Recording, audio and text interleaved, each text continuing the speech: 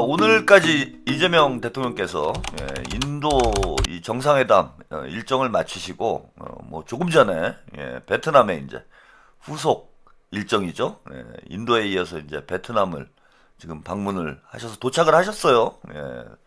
그 인도와 베트남이 이제 한국의 주요한 경제 파트너로서 전략적 동반자로서 앞으로 점점 더 한국과의 이제 긴밀한 협력이 기대되는 국가들이고, 또 대한민국 경제에도 큰 보탬이 될 수 있는 그런 이제 국가들이어서 어느 때보다도 이제 중요한 그런 이제 정상회담 일정이었는데, 오늘 이제 대통령께서 그 인도에서 이제 출국을 하시는 과정에서 이번 정상회담의 의미와 성과를 우리가 엿볼 수 있는 아주 감동적인 장면이 연출이 됐습니다. 그래서 인도 방문의 성과를 어찌 보면은 좀 집약적으로 상징적으로 보여주는 장면일 수 있을 것 같아서요. 이재명 대통령의 인도 출국 영상 먼저 KTV 영상으로 먼저 만나보시고 가겠습니다.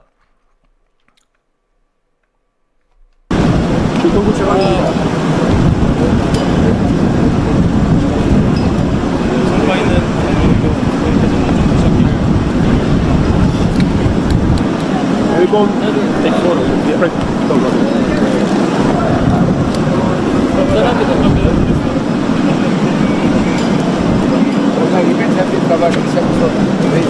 오늘 있었던 일정만 빼고 나머지 일정들을 모두 잘 들었습니다.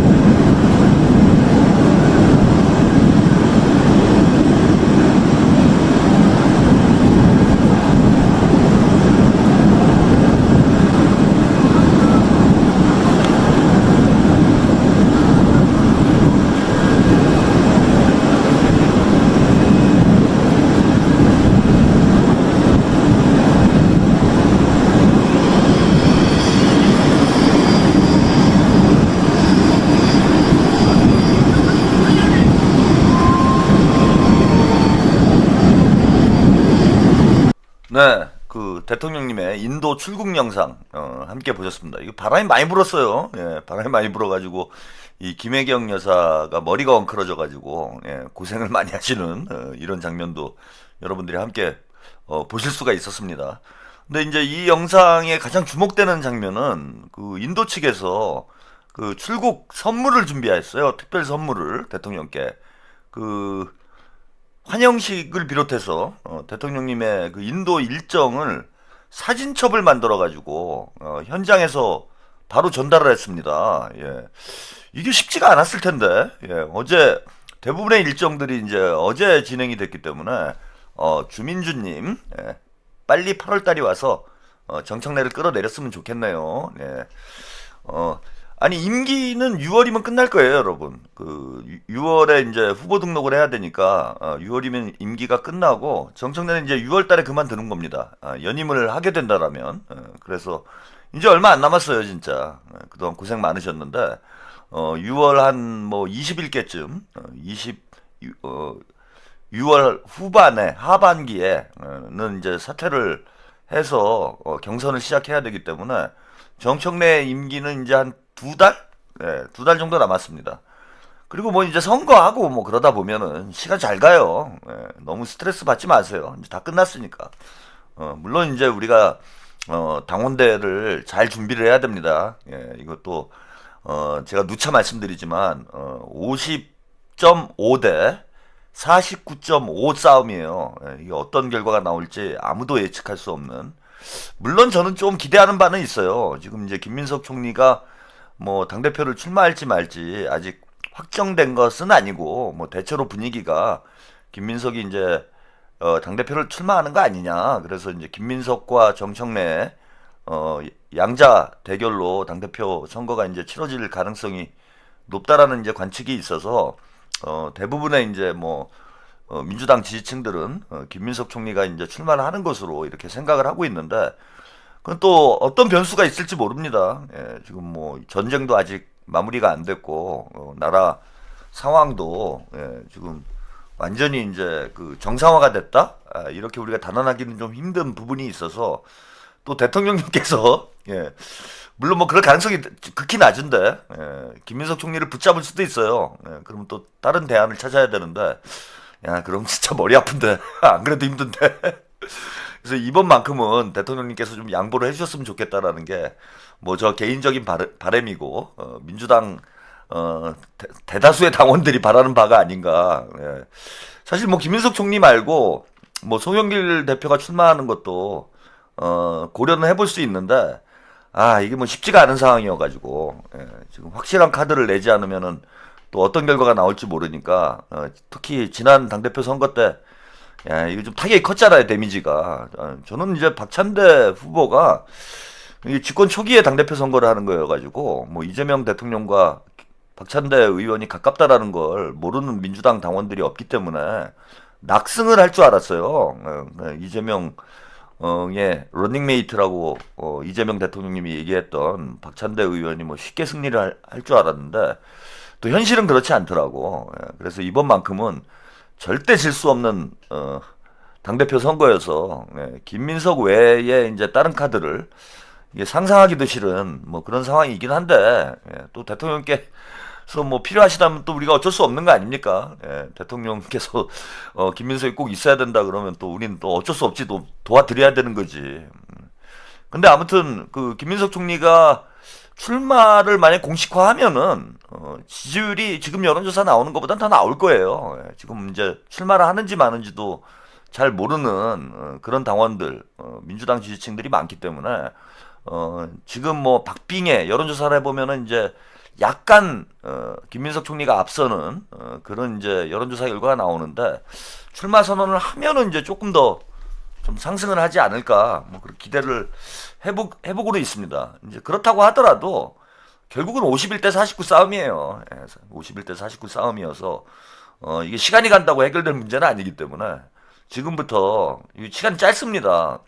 한 넉 달 정도 이제 남아 있는데 넉 달도 채 안 남았죠. 한 100일 정도 남았다고 보시면 돼요. 당대표 선거까지 우리가 좀 잘 준비해가지고 이번에는 좀 변수가 없도록 반드시 지금 당권 교체를 정권 교체보다 더 무서운 더 힘든 당권 교체를 반드시 이루어야 됩니다. 그래서 여러분들이 힘을 좀 많이 모아주시기 바라고요. 뭐 대통령님 소식 전해드리다가 잠깐 이야기가 옆으로 샜는데 이거는 뭐 계속 제가 뭐 말씀드릴 수밖에 없는 지금 최대 관심사니까요. 뭐 지금 지방선거보다도 사실 민주당 당원분들이 지방선거보다도 당원대회 당대표 선거에 더 마음이 가 있을 정도로 정청래 스트레스가 지금 이만저만이 아닙니다. 너무 힘들어. 그래서 빨리 진짜 8월이 와가지고 당대표가 빨리 교체가 됐으면 좋겠다. 이런 생각을 해봅니다, 저도.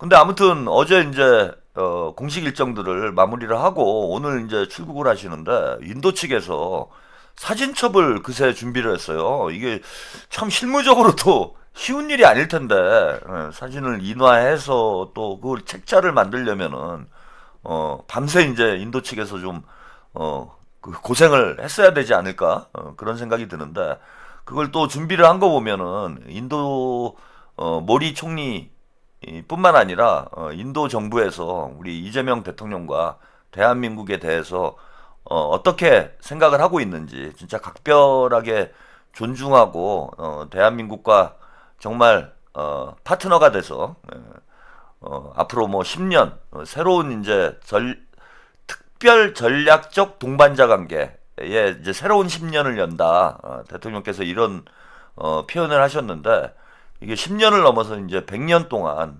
우리가 우호적으로 지낼 수 있는 서로 인도도 발전하고 성장하고 대한민국도 발전하고 성장할 수 있는 그런 상생의 동반자 관계가 되기를 기대를 합니다. 그래서 성과 대통령께서 이게 제가 이제 그 정상회담을 할 때마다 이게 뭐 극찬을 하게 되니까 이게 그냥 명팔이 하려고 혹은 명비어천가를 부르는 거 아닌가 뭐 이렇게 생각하실 분들도 있는데 정말 희한하게도 이재명 대통령께서 해외 순방을 떠나면 해외 순방을 가시면은 이게 성과가 기대 이상의 큰 성과들이 계속 쏟아져 나와요. 제가 뭐 이재명 대통령님을 그냥 빨아주고 싶어가지고 그냥 마구 띄우는 게 아니라 뭐 여러분들도 다 눈으로 확인하시는 거니까 제가 뭐 없는 성과를 만들어내가지고 칭찬을 한다고 그래서 그게 성과가 없는데 없는 성과가 만들어지겠습니까? 그렇지 않죠. 근데 이번에 뭐 인도 방문을 통해서도 언제나처럼 이전처럼 큰 성과 인도와의 협력 관계를 더욱 밀착시킬 수 있는 그리고 인도와 대한민국이 동시에 성장을 할 수 있는 그런 이제 성과들이 계속 나오고 있으니까 이게 뭐 대통령께서 오늘 그 KTV에 보니까 그 강훈식 비서실장 그 영상이 올라왔더라고요. 뭐 보신 분들 많이 있으실 텐데 강훈식 비서실장의 피로에 그냥 진짜 정청래는 강훈식한테는 진짜 철천지 원수일 것 같아. 응? 요즘 그 하정우 수석 가지고 논란이 많잖아요. 예? 근데 오늘 제가 그 강훈식 비서실장 영상을 보니까 하정우가 왜 출마를 고민하는지 어찌 보면 좀 이해가 되는 측면도 있어. 예. 그러니까 하정우가 이거 탈출을 하려고 그러는 것 같아요, 지금. 본인이 무슨 욕심이 있고 금배지를 달고 싶고 혹은 뭐 정청래한테 작업을 당하고 전재수한테 작업을 당해서 출마를 하려는 게 아니고 하정우가 너무 힘드니까 탈출을 시도하려고 이게 지금 기회다. 보궐선거 이게 지금 기회가 왔다. 이 기회에 탈출 못하면은 나도 강훈식 꼴 날 수 있다. 그 강훈식 비서실장 정청래가 대전 충남 통합만 잘 성공시켰으면은 바로 탈출할 수 있는 거잖아요. 지금쯤 이제 탈출해가지고 선거운동 열심히 하고 있을 시점인데 그 대전 충남 통합이 안 되는 바람에 꼼짝없이 붙잡혀가지고 와 뭐 진짜 뭐 피곤해 쩔은 얼굴로 오늘 영상에서 나는 안 피곤하다 이제는 그 약간 그 자기 최면을 걸고 있더라고요. 그 영상을 보니까 나는 안 피곤하다. 나는 피곤하지 않다. 뭐 그 얘기를 뭐 계속하는 그런 영상을 저도 이제 재밌게 봤는데 그 강훈식 비서실장이 그런 얘기를 하더라고요. 그 대통령께서 6시 반이면 이제 출근하신다는 거예요. 그나마 이제 그 관저가 한남동에 있을 때는 이제 출근 시간이 이제 좀 그 일반적인 이런 출근 시간에 아마 맞춰서 출근하셨던 것 같은데 이제 청와대로 가신 이후에는 6시 반이면 이제 출근을 하셔가지고 직무를 시작을 한다. 아니 그러면은 그 대통령께서 6시 반에 출근을 했는데 밑에 이제 비서진들은 몇 시에 출근해야 됩니까, 여러분? 잼잼 럼님, 최평님 매일 아침 출근 전 내 강아지 산책 때문에 엄청 일찍 일어나야 해서 라이브는 끝까지 못 봐요. 대신 다음날 눈 뜨자마자 최한욱 TV부터 들어요. 그래서 전 털보의 아침 방송이 하나도 안 부럽답니다. 항상 감사해요. 그리고 대저토마토 너무 맛있어요. 아, 대저토마토 너무 맛있습니까? 아, 네, 아무튼 감사드립니다. 그쵸? 그것도 좋은 방법인 것 같아. 좀 일찍 주무셔야 되는 분들은 아침에 일찍 일어나셔가지고, 예, 뉴스 공장 따위 같은 거 보지 마시고, 방송 시간이 거의, 방송 길이는 거의 비슷하잖아요. 그럼 이제 제 방송 보시면 이제 뉴스 공장이 끝나는 거지. 그리고 뭐, 새벽에 보시나, 아침에 보시나, 뭐, 저녁 늦게 보시나, 그 사이에 뭐 새로운 뉴스가 나오는 건 아니니까, 하루가 정리되는 건 마찬가지인 거죠. 예, 그래서, 보니까 제가 최근에 채팅창 보니까 방송 시간을 좀 조정해 줬으면 좋겠다라는 이제 의견을 주시는 분들이 많이 있더라고. 근데 이게 방송 시간 조정하는 건 좀 많은 고민을 좀 해봐야 됩니다. 그래서 너무 늦게 끝난다. 뭐 이렇게 얘기하시는 분들이 많아서 조금 당겨볼까라는 좀 생각도 있고, 아니면 방송을 제가 줄여야죠. 이게 지금 매일 뭐 2시간 반, 3시간씩 방송을 하고 있는데, 아니 김어준 같은 경우에는 뭐 게스트가 뭐 10여 명 이상 나오잖아요. 10여 명 이상 게스트가 나와가지고 3시간 방송하는 거하고, 한 놈이 혼자서 쉬지도 않고, 저 같은 경우에는 그 마도 안 뜨잖아. 이런 방송은 진짜 전 세계에서 저 하나뿐이라고 생각을 합니다. 3시간을 방송을 하면서 마가 안 떠. 혼자서 떠드는데. 그래갖고 이제 혼자 이게 3시간을 떠드는 것도 저도 이제 벅찬 일이기도 하고, 그래서 한 2시간 안쪽으로는 이제 끝내야 되겠다 이런 생각은 해보는데, 또 막상 마이크를 잡으면은 이게 또 방언 터지고 귀신 씌어가지고 이게 쉬지 않고 말이 쏟아져 나오니까 이게 줄이기도 쉽지 않고, 하여튼 뭐 요즘 좀 고민이 많습니다. 근데 아무튼 뭐 밤에 보시나 뭐 아침에 보시나 그 사이 밤 사이에 뭐 뉴스가 많이 나오는 건 아니니까, 예, 뭐 좀 이제 피곤하신 분들 일찍 주무시고, 예, 아침에 일찍 보시는 거, 뉴스 공장 할 때 보시는 거, 이것도 뭐 좋은 방법이 아닐까, 뭐 이런 생각도 해봅니다. 그리고 방송 시간 조정은 한번 고민을 해볼게요. 예, 좀 뭐 다른 방송들도 있어가지고 여러 가지 상황을 또 고려를 해야 되기 때문에 이게 뭐 쉽게 움직이기가 쉽지 않습니다. 예, 그래서 방송 시간 조정은 좀 고려를 해보고, 당분간은 그 일찍 주무셔야 되는 분들은 일찍 주무시고 아침에 보시는 것으로, 그렇게 하시면 될 것 같습니다.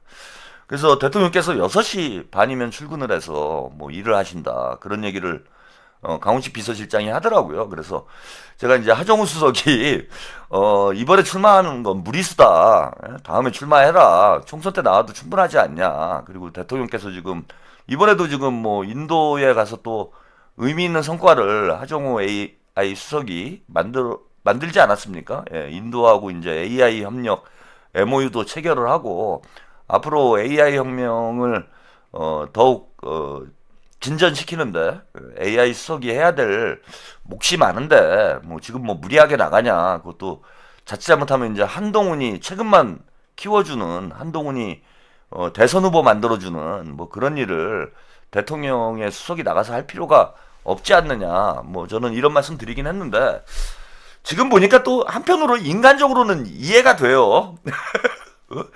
제가 볼 때는 금배지 다는 게 목적이 아니라 청와대에서 탈출하는 게 목적이 아닌가.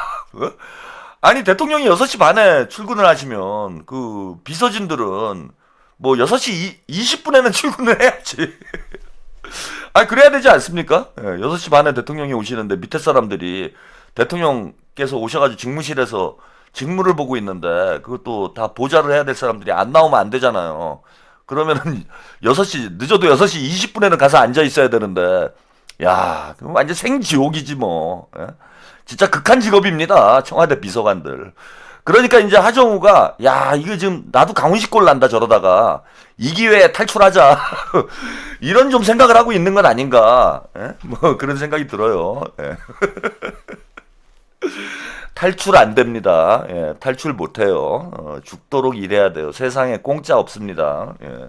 그 대신 이제 국민들의 사랑을 받잖아. 열심히 일하는 대신 국민들 사랑을 받으니까, 예, 그걸 좀 보람으로 느끼고, 뭐 영원히, 예, AI 수석 하겠어요. 예? 다음 총선 때는 탈출할 수 있겠지. 앞으로 뭐 그래봐야 총선 때까지 2년밖에 안 남았어. 예? 2년밖에 안 남았습니다. 열심히 일하다 보면, 예, 국방부 시계 거꾸로 매달아 놔도, 옛날에 그런 말이 있었죠. 거꾸로 매달아 놔도 국방부 시계는 간다. 이런 말이 있었는데 요즘 제가 저기 큰아들이 군대를 갔잖아요. 뭐 주말마다 전화를 하더라고. 귀찮게. 근데 아무튼 뭐 전화 통화해 보니까 요즘 뭐 군대 생활은 뭐 그런 정도는 아닌 것 같아. 그래서 그 말을 바꿔야 될 것 같아요. 예, 거꾸로 매달아놔도 청와대 시계는 간다. 예, 하정우 수석 거꾸로 매달아놔도 청와대 시계는 가. 총선 때까지 2년밖에 안 남았어. 예, 열심히 버티다 보면은 총선이 다가옵니다. 아, 기분 좋다. 예, 그 대통령께서도 뭐 그런 말씀 하셨는데, 공무원들이 힘든 만큼 국민들은 이제, 편해지는 거죠. 예, 그래서 저는 이제 기분이 좋은 거예요. 뭐 대통령이나 청와대 비서진들은 힘들겠지만은, 예, 우리, 국민들은 그만큼 편해지는 거지. 근데, 국가의 녹을 먹는 사람들은, 예, 그, 공직을 맡은 사람들은 그런 책임감을 가지고 일을 해야 됩니다. 예. 그리고 뭐 평생 하는 것도 아니잖아요. 뭐 길면 5년, 뭐 대통령은 5년을 하셔야 되는 거고, 사실 뭐 비서진들이나, 내각, 장관들 같은 경우에는 대통령과 5년을 함께 하는 분들이 많지는 않잖아요. 예. 문재인 정부 시절에도 뭐 4명이었나 5명이었나 그랬을 거예요. 끝까지 이제 5년 동안 대통령과 함께 청와대에서 일을 한 사람이 4명인가 5명인가 그랬습니다. 그러니까 대부분의 이제 청와대 비서진들이나 장관들은 뭐 길어야 2, 3년 정도 국민을 위해서 봉사를 하는 거예요. 그래서 군대 갔다 생각하고 예? 군대 한 번 더 갔다 생각하고 말뚝 안 박는 게 그게 얼마나 다행입니까? 한 2, 3년만 더 고생하면 되는 걸 그걸 못 참아가지고 지금 1년도 안 됐는데 벌써부터 탈출할 궁리를 하고 있어? 하정우 수석은? 절대 보내주지 마시고요. 대통령님도. 하정우 수석도 괜히 거기 탈출해가지고 출마를 해봐야 본인도 그냥 그 이용만 당하고 결국 버림받아요. 그 여의도 정치판이 냉정해. 뭐 꼬실 때는 온갖 감언이설로 뭐 꼬시는데 이제 사용 가치가 사라지면은 그냥 쓰레기 처분하듯이 갖다 버리는 데가 사람을 쓰레기 처분하듯이 취급하는 데가 여의도예요. 여의도 아무나 들어가는 데 아닙니다. 여의도에 들어가려면은 그 상당한 어떤 멘탈 트레이닝을 거친 이후에 자기가 준비됐을 때 이제 여의도에 들어가야 생존이 가능해요. 그래서 금배지 한두 번 달고 사라지는 그런 정치인들도 많이 있잖아요. 자기 좀 단련을 하고 준비를 잘 해서 기왕에 이제 여의도로 진출을 하면은 그런 국민의 사랑을 받는 그런 정치인이 될 수 있도록 노력을 하는 게 저는 현명하다라고 봅니다. 그래서 대통령님 밑에서 더 많이 배우고 국가와 국민을 위해서 더 많이 봉사하고 뭐 그러고 출마해도 늦지 않다고 저는 생각을 해요. 자, 오늘 이제 대통령께서 그 베트남으로 가셨는데 어제도 이제 말씀을 좀 드렸어요. 어제 제가 뭡니까? 그 AI로 그래프까지 만들어 가지고 베트남이 대한민국과 이제 3위의 교역 국가예요. 교역 국가인데 청와대에서 이재명 대통령님 이번 베트남 방문에 2030년까지 교역액 1,500억 달러. 아까 인도의 목표가 인도가 지금 한 250억 달러 정도? 이 정도 우리나라하고 교역을 하고 있는데 베트남이 2030년까지 인도와의 교역량을 대통령께서 500억 달러까지 늘리신다고 했죠? 2030년까지 인도와의 교역 규모를 500억 달러로 늘리는 게 목표예요. 근데 지금 베트남은 인도의 3배인 거야, 3배. 우리 대한민국 그 국민들 뭐 인도를 베트남을 좀 무시하시는 뭐 이런 분들이 뭐 제가 보니까 종종 있는데 인도의 3배나 되는 그런 교역 규모를 자랑하는 게 베트남입니다.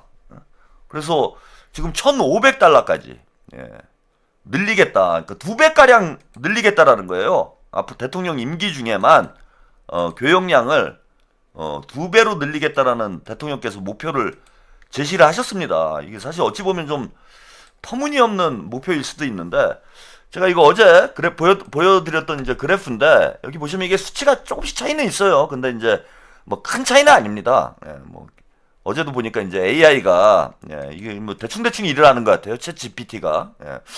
AI도 이제 태업을 하는구나. 제가 이런 사실을 이제 처음 알게 됐는데, 이게 이제 숫자나 이런 게 조금 안 맞는 부분이 있습니다. 근데 이제 대체적인 이제 뭐 순위나 규모가 큰 차이는 아니에요. 여기 보시면은 지금 중국 교역량이 한 3천억 달러 정도 되고, 미국이 현재 이제 1,800억 달러고, 베트남이 3위예요. 870억 달러 정도. 이 정도 베트남하고 우리가 교역을 하고 있는데, 이거를 2배로 늘리면, 그러니까 2030년까지니까 이재명 대통령님 임기 내죠. 임기 내에 이걸 2배로 늘려가지고 1,500억 달러까지 지금 늘리겠다라는 게 이번 베트남과의 정상회담의 목표입니다. 예.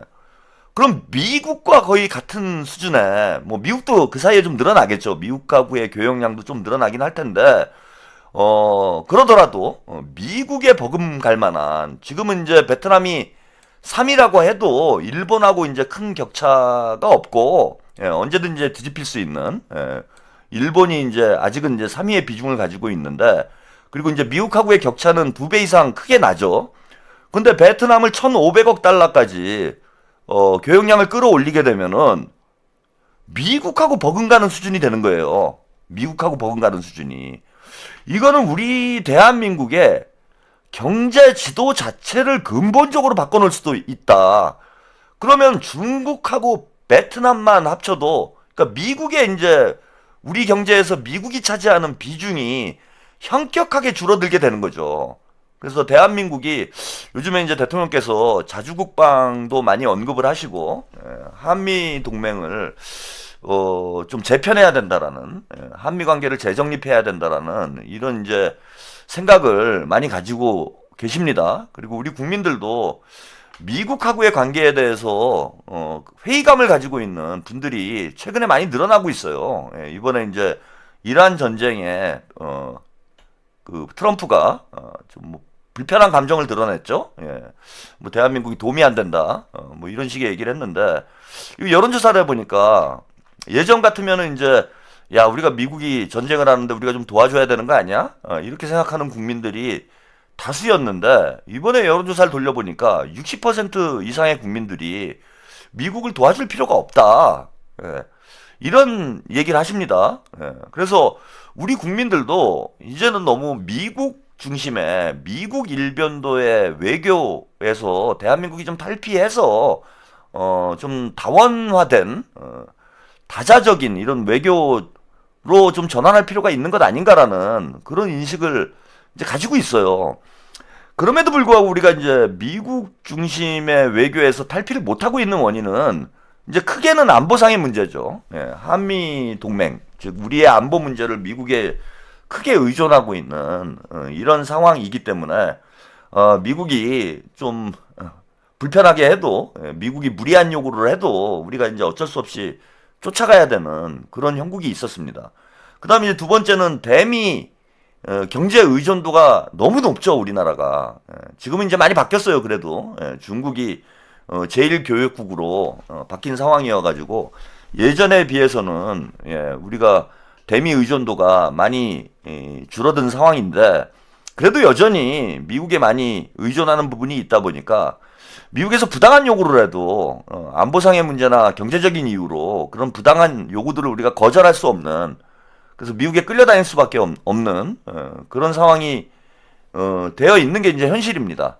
이걸 탈피를 하려면은 첫 번째는 자주국방이죠. 대통령께서 뭐 누차 강조를 해오셨듯이 대통령 임기 내, 그러니까 2030년까지 전시 작전권을 반환을 하고, 환수를 하고, 그리고 자주국방의 길로 나가겠다. 대한민국 국군을 스마트 강군으로 만들겠다. 뭐 이런 얘기를 강하게 얘기하고 계신데, 한 축에서는 이제 안보 국방에서의 자립, 국방, 우리 스스로 안보 문제를 해결할 수 있는 그런 자주국방 역량을 키워야 되는 이런 과제가 있고요.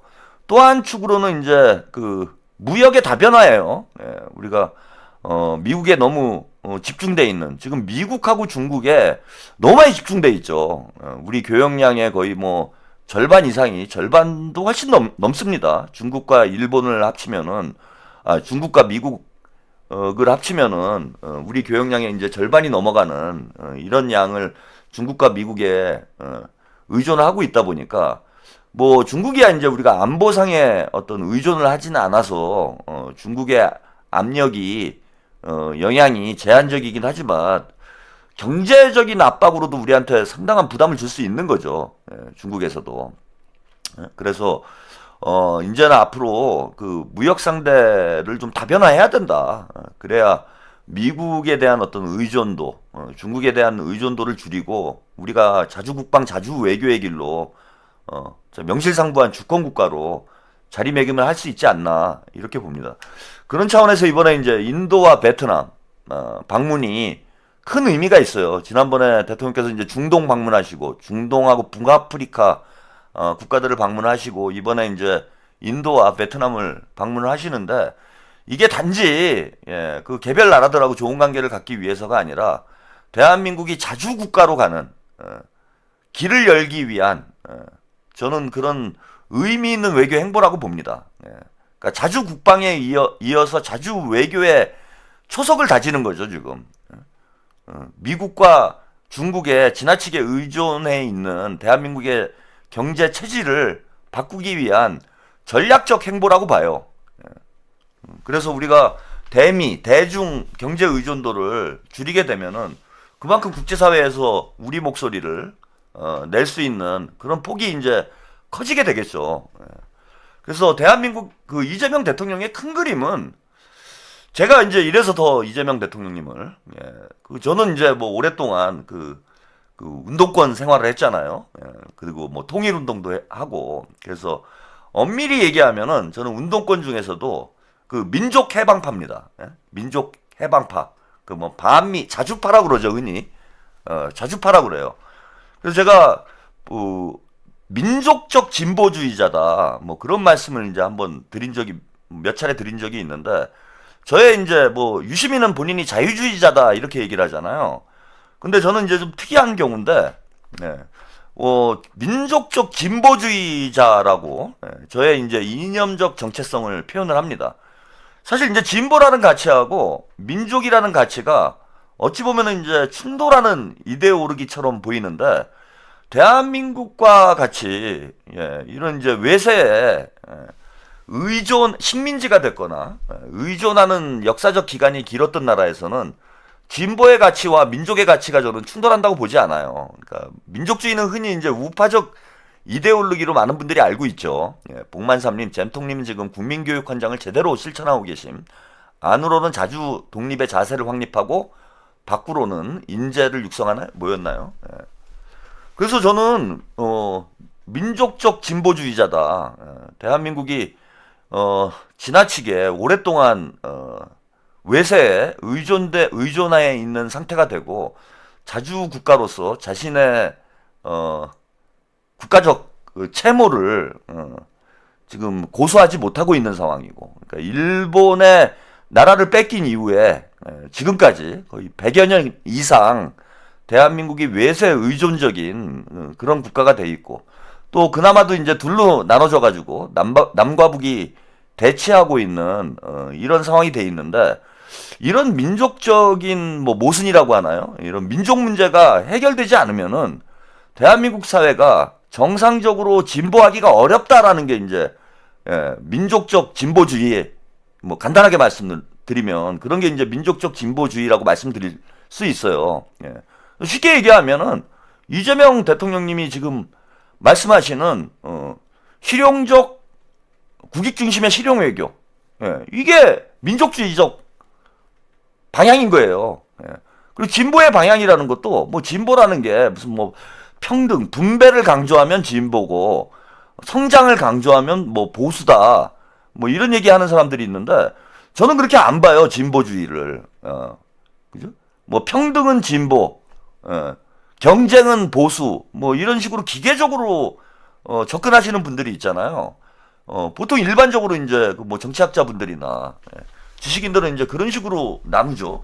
근데 어떻게 저는 그런 주장을 하시는 분들 보면서 제가 이상하다라고 생각이 드는 게, 아니 성장과 분배가 어떻게 뭐 대립을 할 수가 있습니까?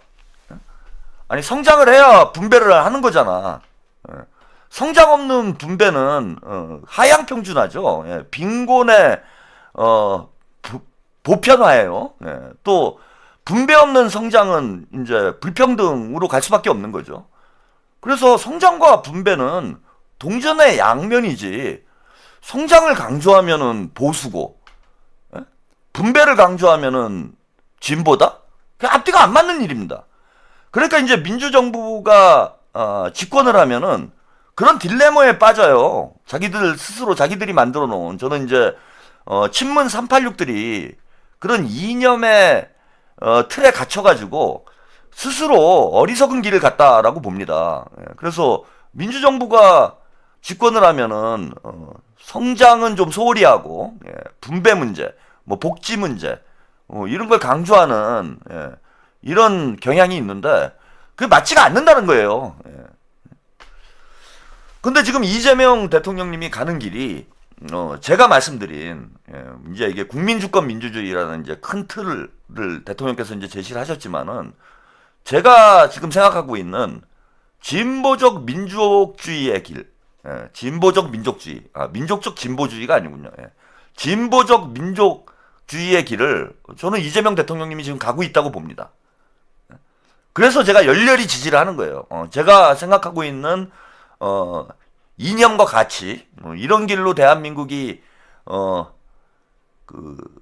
성장을 하면, 전진을 하면 대한민국이 정말 온 국민이 행복할 수 있는 그런 나라로 대한민국을 만들 수 있겠다. 그런 저는 생각을 가지고 있는데, 제가 생각하는 그 바로 진보적 민족주의의 길을 저는 이재명 대통령님이 지금 가고 있는 거다. 그래서 대한민국이 무엇보다도 민족 문제를 해결해야 되는 것. 그러니까 자주 독립국가로서, 아까 국민교육헌장을 우리 복만삼님이 써주셨는데, 대한민국이 자주 독립국가로서 국가의 어떤 그 존엄성을 회복하는 것, 이게 해결이 돼야 그 다음에 성장을 통해서 그 성장의 과실이 오롯이 국민의 것이 될 수 있고, 국민 모두가 행복해지는 진보의 길로 저는 나갈 수 있다라고 믿고 있는 거예요. 그런 맥락에서 보면은 이재명 대통령님이 2030년까지 인도와의 교역량을 2배로 늘리겠다. 그리고 베트남과의 교역량을 2배로 늘리겠다. 이런 목표를 제시하시고 있는 것. 이거는 전시작전권을 2030년까지 되찾겠다라는 그런 이제 자주국방의 의지하고도 일맥하는 거라고 봅니다. 대한민국을 그야말로 자주 독립국가로 만들겠다라는 저는 그런 의지를 이재명 대통령님이 보여주고 있으신 것 아닌가, 그렇게 생각을 해봅니다.